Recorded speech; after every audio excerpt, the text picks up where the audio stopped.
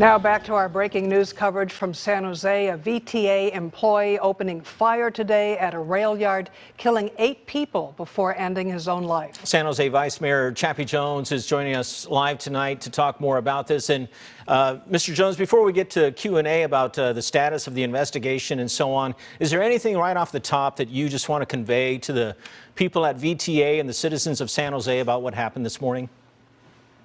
Yes, so we're in a state of shock, and it's still really sinking in the gravity of what happened. So our thoughts, prayers, and hearts go out to all of the VTA employees and family and friends and coworkers and all the people that were impacted by this tragic event. Even though we've seen these types of mass shootings happen over and over and over again, we can't lose sight of the fact that we're talking about individuals whose lives will never be the same, whether their lives were taken from us or their families will lose a loved one that they'll never have a chance to hold, say they love them, and see them grow. And it's just a tragedy.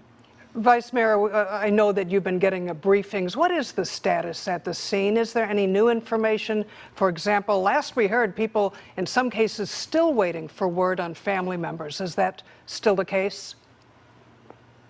So the last time I received information, you're correct. There were people that were still waiting for confirmations on the status of their loved ones.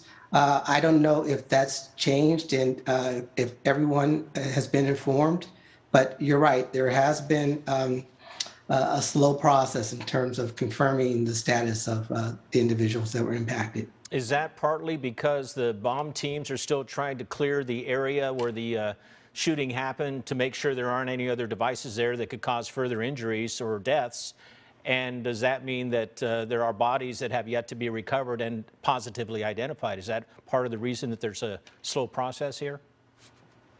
Well, the bomb threat is definitely a factor, and just the sheer magnitude of the situation and recovering, the deceased and getting their information and then contacting their loved ones it has been a challenge, particularly when you have people that are desperately trying to reach their family members or loved ones, and they're not answering their phones. So there is a delay, and we're just hopeful that there can be some type of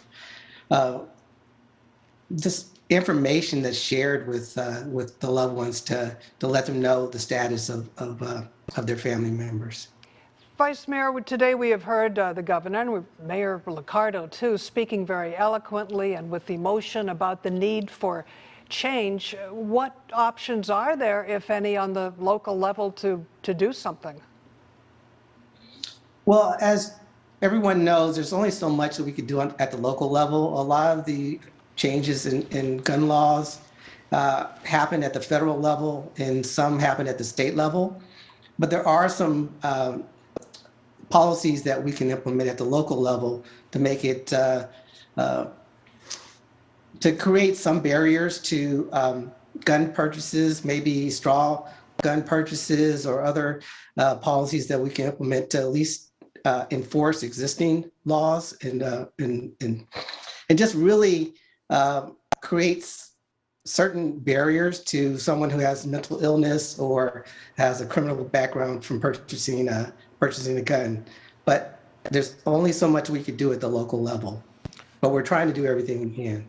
Mr. Jones, I'm just wondering if there's anything that the rest of us in the Bay Area community can do to help, to support. I understand Stanford was calling for blood. I don't know if that's still a need.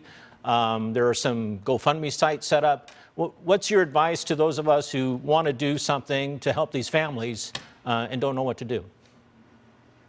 So I think definitely donating blood, contributing to some of those GoFundMe and fundraising sites would be very impactful to the families.